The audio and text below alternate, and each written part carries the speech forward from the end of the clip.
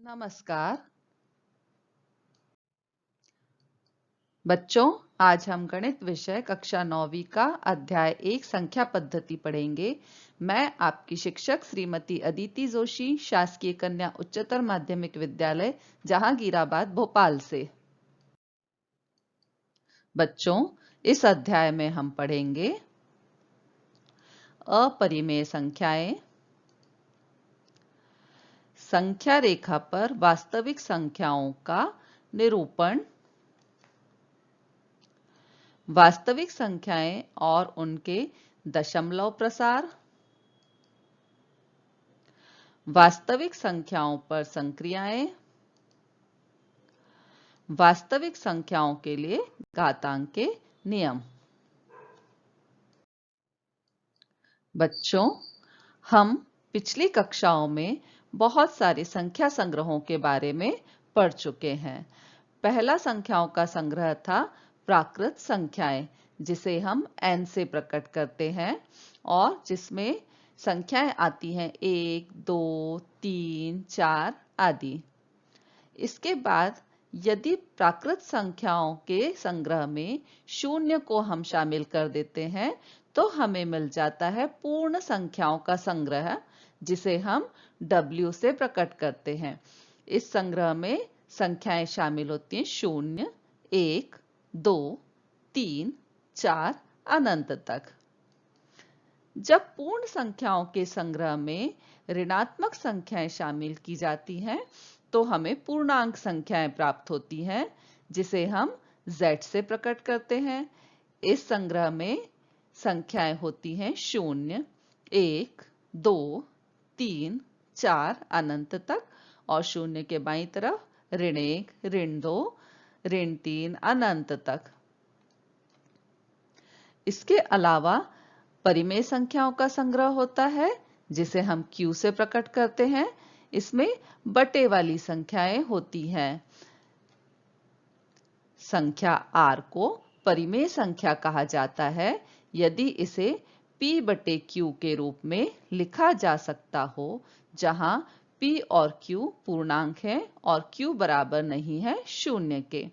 बच्चों, क्या आप बता सकते हैं कि Q 0 के बराबर क्यों नहीं हो सकता है? जी हाँ, बिल्कुल सही सोचा आपने, क्योंकि किसी भी संख्या में 0 से विभाजन हम नहीं कर सकते हैं। किसी भी संख्या में 0 से विभाजन अपरिभाषित है। इसलिए जब भी P बटे Q के रूप की संख्या होती है तो उसमें Q 0 के बराबर नहीं होता है। जैसे यहाँ पर दिखाया है, परिमेय संख्याएं 0 हो सकता है, 1 बटे 2, 1, 3 बटे 4 अनंत तक होती हैं और ऋण 1, ऋण 3 बटे 4, ऋण 2 ये भी अनंत तक होती हैं। चित्र के माध्यम से इसे समझते हैं। सबसे पहले 1, 2, 3, 4 अनंत तक प्राकृत संख्याओं का संग्रह। इसमें जब 0 को शामिल किया तो हमें प्राप्त हुआ पूर्ण संख्याओं का संग्रह। जब ऋणात्मक संख्याओं को शामिल किया गया तो हमें मिली पूर्णांक संख्याएं और जब बटे वाली संख्याएं शामिल की गई तो हमें मिला परिमेय संख्याओं का संग्रह। यहाँ पर बटे वाली संख्याएं यानी कि P बटे Q के रूप की संख्याएं, जहाँ पर P और Q जो होते हैं वो पूर्णांक होते हैं और Q जो होता है वो 0 के बराबर नहीं होता है। मतलब 1 बटे 2, 3 बटे 4 इस तरह की संख्याएं परिमेय संख्याएं कहलाती हैं। आइए बच्चों, अब हम कुछ प्रश्नों पर विचार करते हैं। नीचे दिए गए कथन सत्य है या असत्य, कारण के साथ उत्तर दीजिए। पहला प्रश्न है, प्रत्येक पूर्ण संख्या एक प्राकृत संख्या होती है। इसका आंसर होगा असत्य, क्योंकि 0 एक पूर्ण संख्या है परंतु प्राकृत संख्या नहीं है।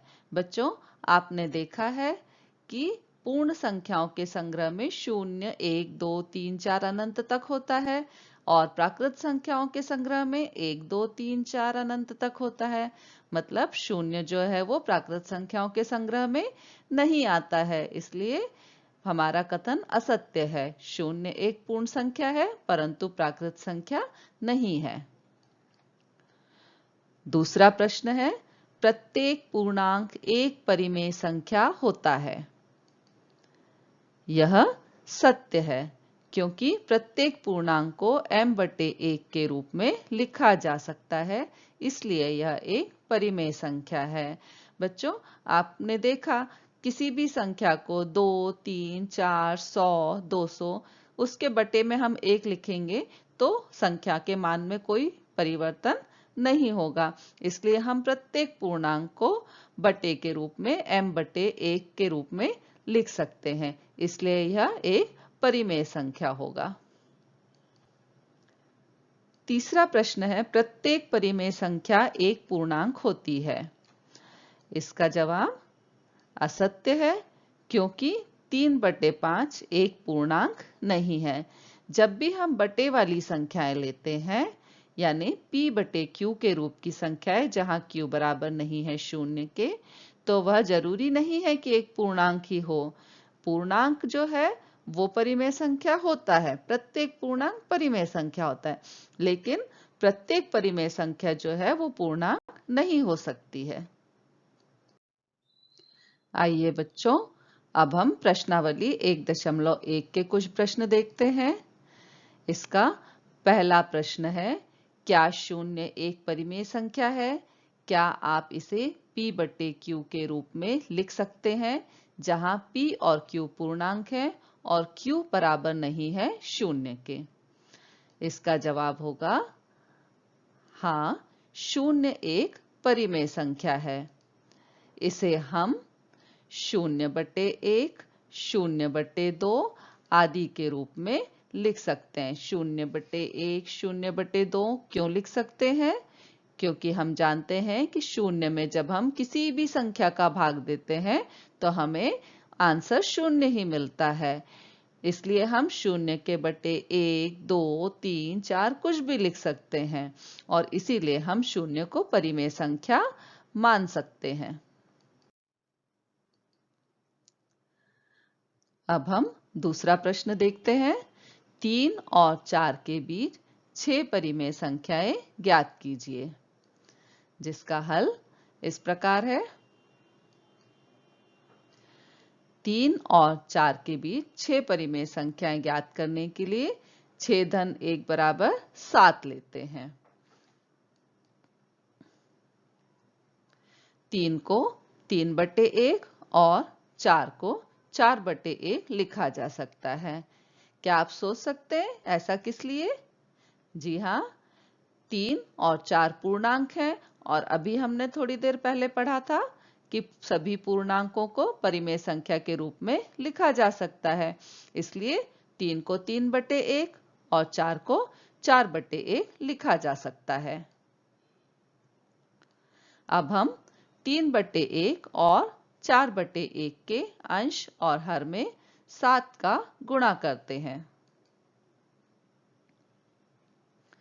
3/1 गुणा 7/7।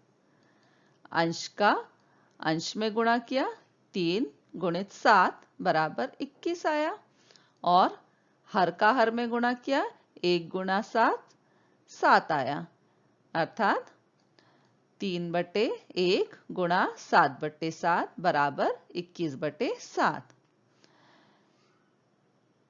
4/1 गुणा 7/7 में पुनः अंश का गुणा अंश में 4 सत्ते 28 और हर का गुणा हर में 1 सत्ते 7, तो 4/1 गुणा 7/7 बराबर कितना हो गया? 28/7। अतः 3 और 4 के बीच 6 परिमेय संख्याएं हैं। 22/7, 23/7, 24/7, 25/7, 26/7 और 27/7। आपको प्रश्न समझ में आ गया? जब हमें 6 परिमेय संख्या ज्ञात करनी है तो हमने 6 धन 1 7 लिया और 3/1 के अंश और हर में 7/7 का गुणा किया, 4/1 के अंश और हर में 7/7 का गुणा किया और इस तरह हमें 21/7 और 28/7 प्राप्त हुआ। तो हम इसके बीच 3 और 4 के बीच में 6 परिमेय संख्या लिख सकते हैं। 22/7, 23/7, 24/7, 25/7, 26/7 और 27/7। अगला प्रश्न है 3/5 और 4/5 के बीच 5 परिमेय संख्याएं ज्ञात कीजिए। इसका हल इस प्रकार है। 3/5 और 4/5 के बीच 5 परिमेय संख्या ज्ञात करने के लिए 5 धन 1 बराबर 6 लेते हैं। अब 5 परिमेय संख्या निकालनी है, इसलिए 5 धन 1 बराबर 6 लिया और 6 का गुणा 3/5 और 4/5 के अंश और हर में करते हैं। 3/5 गुणा 6/6, अंश का गुणा अंश में किया, 3 छंग 18, हर का गुणा हर में किया, 5 छंग 30। तो 3/5 गुणा 6/6 बराबर हमें मिला 18/30। 4/5 गुणा 6/6, अंश का गुणा अंश में किया, 4 छंग 24, हर का गुणा हर में किया, 5 छंग 30। तो 4/5 गुणा 6/6 बराबर हमें मिला 24/30। अतः 3/5 और 4/5 के बीच 5 परिमेय संख्याएं इस प्रकार होंगी: 19/30, 20/30, 21/30, 22/30 और 23/30। यहाँ पर हमने किसका गुणा किया था? 6 का। 5 परिमेय संख्या निकालनी है तो 5 धन 1 6 का गुणा किया।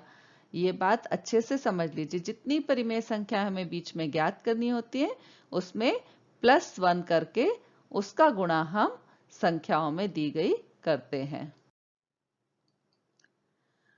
अब आप गृह कार्य के लिए ये प्रश्न अपनी कॉपी में नोट कर लीजिए। पहला प्रश्न है 1 और 2 के बीच 5 परिमेय संख्याएं ज्ञात कीजिए। और दूसरा प्रश्न है नीचे दिए गए कथन सत्य हैं या असत्य, कारण के साथ अपने उत्तर दीजिए। इसका पहला है प्रत्येक प्राकृत संख्या एक पूर्ण संख्या होती है। दूसरा है प्रत्येक पूर्णांक एक पूर्ण संख्या होती है। और तीसरा है प्रत्येक परिमेय संख्या एक पूर्ण संख्या होती है। बच्चों, ये दोनों प्रश्न आप स्वयं हल करने की कोशिश कीजिए।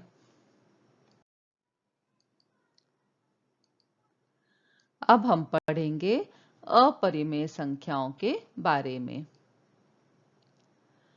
अपरिमेय संख्याएं वे संख्याएं होती हैं जिन्हें पूर्णांकों के अनुपात के रूप में नहीं लिखा जा सकता हो।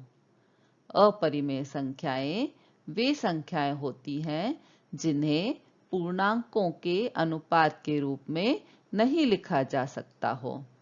अर्थात S को अपरिमेय संख्या कहा जाता है यदि इसे P/Q के रूप में नहीं लिखा जा सकता हो, जहां P और Q पूर्णांक है और Q बराबर नहीं है 0 के।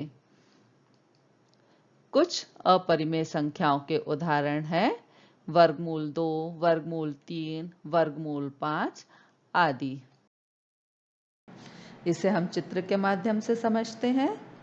सबसे पहले प्राकृत संख्याएं, 0 शामिल होने के बाद पूर्ण संख्याएं, ऋणात्मक संख्याएं शामिल होने के बाद पूर्णांक संख्याएं और बटे वाली संख्याएं अर्थात P/Q वाली संख्याएं शामिल होने के बाद में परिमेय संख्याएं।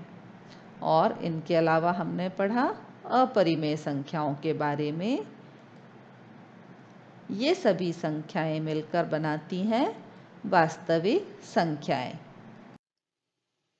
सभी परिमेय संख्याओं और अपरिमेय संख्याओं के संग्रह से जो प्राप्त होता है उसे वास्तविक संख्याओं का नाम दिया जाता है, जिसे R से प्रकट किया जाता है।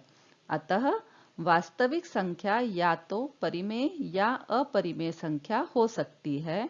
अतः हम यह कह सकते हैं कि प्रत्येक वास्तविक संख्या को संख्या रेखा के एक अद्वितीय बिंदु से निरूपित किया जाता है। साथ ही संख्या रेखा का प्रत्येक बिंदु वास्तविक संख्या को निरूपित करता है। यही कारण है कि संख्या रेखा को वास्तविक संख्या रेखा कहा जाता है। यहाँ पर जो संख्या रेखा हमने दिखाई है, इसमें प्रत्येक बिंदु का स्थान एक संख्या को निरूपित करता है। 0, 1, 0 के बाईं तरफ -1, -2, -3, -4 प्रत्येक संख्या का स्थान निर्धारित है और 0 के दाईं तरफ 1, 2, 3, 4, 5, 6 यह संख्या रेखा अनंत तक चलती जाती है। ऐसा नहीं हो सकता कि 2 यहाँ पर है तो इसकी जगह 1 आ जाए और 1 की जगह 2 चला जाए। हमेशा 1 के बाद 2, 2 के बाद 3 इसी तरह से संख्याएं आएंगी और प्रत्येक बिंदु जो है वो एक संख्या को निर्धारित करेगा। वह संख्या अद्वितीय संख्या होगी। आइए अब हम संख्या रेखा पर कुछ अपरिमेय संख्याओं का स्थान निर्धारित करते हैं। पहले वर्गमूल 2 को संख्या रेखा पर निर्धारित करना सीखते हैं। इसके लिए सबसे पहले हम एक संख्या रेखा खींचते हैं और उसके ऊपर बराबर बराबर दूरी पर कुछ चिन्ह अंकित कर लेते हैं। चिन्हों पर संख्या डालते हैं 0, 1, 2, 0 के बाईं तरफ -1, -2। अब इसके बाद 0 से 1 तक एक इकाई का एक रेखाखंड लेते हैं और उसे नाम देते हैं OA। A बिंदु पर OA के लंबवत एक इकाई का लंब खींचते हैं AB। O से B को मिला देते हैं। OB त्रिज्या का एक चाप हम केंद्र O से खींचते हैं, जो संख्या रेखा को P बिंदु पर मिलता है। यह P बिंदु ही संख्या रेखा पर वर्गमूल 2 का स्थान निर्धारित करता है। इसे हम पाइथागोरस की प्रमेय से समझ सकते हैं। यहाँ हम देखते हैं कि OAB जो है वो एक समकोण त्रिभुज है, क्योंकि हमने AB लंब डाला था, इसलिए OAB एक समकोण त्रिभुज है। और समकोण त्रिभुज में पाइथागोरस की प्रमेय आपको याद होगी, लंब का वर्ग धन आधार का वर्ग बराबर कर्ण का वर्ग। यहाँ पर हो गया OB बराबर वर्गमूल 1 का वर्ग धन 1 का वर्ग बराबर वर्गमूल 1 धन 1 बराबर वर्गमूल 2। अर्थात यह OB जो है यह वर्गमूल 2 के बराबर है और OB त्रिज्या का हमने चाप O से खींचा था, तो इसलिए O से P तक की जो लंबाई है वो वर्गमूल 2 हुई।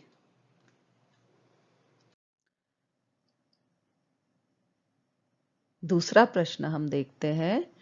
दिखाइए कि संख्या रेखा पर वर्गमूल 5 को किस प्रकार निरूपित किया जा सकता है। इसे करने के लिए सबसे पहले हम रेखा खींचेंगे और उस पर बराबर बराबर दूरी पर चिन्ह अंकित करेंगे। इन चिन्हों को हम नंबर देंगे 0, 1, 2। अब 0 से लेकर 2 तक एक रेखाखंड लेंगे जिसे नाम देंगे O ए। OA पर ए बिंदु से एक लंब खींचेंगे। ए, एक इकाई लंबा ए पी।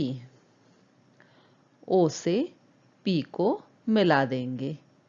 OP की लंबाई वर्गमूल 5 के बराबर होगी। O से OP त्रिज्या का एक चाप खींचेंगे जो संख्या रेखा को S बिंदु पर मिलता है। यही S बिंदु वर्गमूल 5 को संख्या रेखा पर निर्धारित करता है। अब इसे हम पाइथागोरस की प्रमेय से समझ सकते हैं।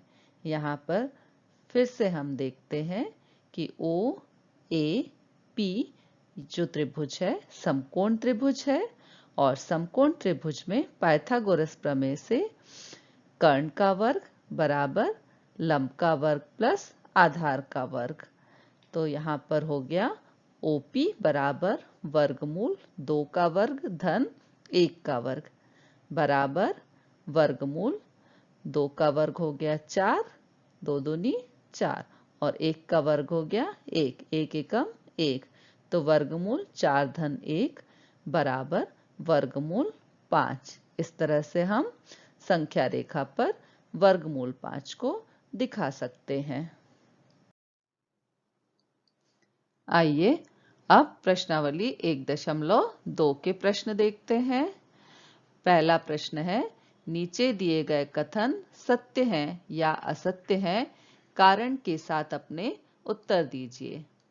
इसका पहला है, प्रत्येक अपरिमेय संख्या एक वास्तविक संख्या होती है। दूसरा है, संख्या रेखा का प्रत्येक बिंदु M के रूप का होता है जहां M एक प्राकृत संख्या है। तीसरा प्रश्न है, प्रत्येक वास्तविक संख्या एक अपरिमेय संख्या होती है। दूसरा प्रश्न है, क्या सभी धनात्मक पूर्णांकों के वर्गमूल अपरिमेय होते हैं? यदि नहीं, तो एक ऐसी संख्या के वर्गमूल का उदाहरण दीजिए जो एक परिमेय संख्या है। बच्चों, इन दोनों प्रश्नों को आप अपनी कॉपी में नोट कर लीजिए और इन्हें स्वयं से हल करने का प्रयास कीजिए। बच्चों, अब हम एक क्रियाकलाप करते हैं, वर्गमूल सर्पिल की रचना करने का। कागज की एक बड़ी शीट लीजिए और नीचे दी गई विधि से वर्गमूल सर्पिल की रचना कीजिए। सबसे पहले एक बिंदु O लीजिए और एकक लंबाई का रेखाखंड OP खींचिए। एकक लंबाई वाले OP1 पर लंब रेखाखंड P1, P2 खींचिए। अब OP2 पर लंब रेखाखंड P2, P3 खींचिए। तब OP3 पर लंब रेखाखंड P3, P4 खींचिए। इस प्रक्रिया को जारी रखते हुए OPN-1 पर एकक लंबाई वाला लंब रेखाखंड खींचकर आप रेखाखंड PN-1 PN प्राप्त कर सकते हैं। इस प्रकार आप बिंदु O, P1, P2, P3, Pn अनंत तक प्राप्त कर लेंगे और उन्हें मिलाकर वर्गमूल 2, वर्गमूल 3, वर्गमूल 4 अनंत तक को दर्शाने वाला एक सुंदर सर्पिल प्राप्त कर लेंगे। अब हम करके देखते हैं वर्गमूल सर्पिल की रचना। O बिंदु लिया, O से OP एक इकाई का एक रेखाखंड खींचा। OP पर P1 लंब डाला, एक इकाई लंबा। अब OP1 को मिला दिया, इसकी लंबाई होगी वर्गमूल 2 के बराबर। OP1 पर P1 P2 लंब डाला, एक इकाई लंबा। OP2 को मिला दिया, OP2 की लंबाई होगी √3 वर्गमूल 3। OP2 पर P2 P3 लंब डाला, एक इकाई लंबा। OP3 को मिला दिया, OP3 की लंबाई होगी वर्गमूल 4। OP3 पर P3 P4 1 इकाई लंबा लंब डाला, OP4 को मिला दिया। OP4 की लंबाई होगी वर्गमूल 5। OP4 पर P4 P5 1 इकाई लंबा लंब डाला, OP5 को मिला दिया। इसकी लंबाई होगी वर्गमूल 6। OP5 पर P5 P6 1 इकाई लंबा लंब डाला, OP6 को मिला दिया। OP6 की लंबाई होगी वर्गमूल 7। OP6 पर P6 P7 लंब डाला, 1 इकाई लंबा, OP7 को मिला दिया। OP7 की लंबाई होगी वर्गमूल 8। OP7 पर P7 P8 1 लंब डाला, 1 इकाई लंबा, OP8 को मिला दिया। OP8 की लंबाई होगी वर्गमूल 9। इस प्रकार हमें सुंदर वर्गमूल सर्पिल की प्राप्ति हो जाएगी। यदि हम OP8 पर पुनः लंब डालें और इस तरह से हम आगे बढ़ाते जाएं, तो यह सर्पिल और भी सुंदर आकार लेता जाएगा। बच्चों, इस अध्याय में हमें पढ़ना था अपरिमेय संख्याएं, संख्या रेखा पर वास्तविक संख्याओं का निरूपण, वास्तविक संख्याएं और उनके दशमलव प्रसार, वास्तविक संख्याओं पर संक्रियाएं तथा वास्तविक संख्याओं के लिए घातांकों के नियम। इसमें से हम पढ़ चुके हैं अपरिमेय संख्याओं के बारे में तथा संख्या रेखा पर वास्तविक संख्याओं का निरूपण करना भी हम सीख चुके हैं। अब अगले कालखंड में हम वास्तविक संख्याएं और उनके दशमलव प्रसार के बारे में अध्ययन करेंगे। धन्यवाद।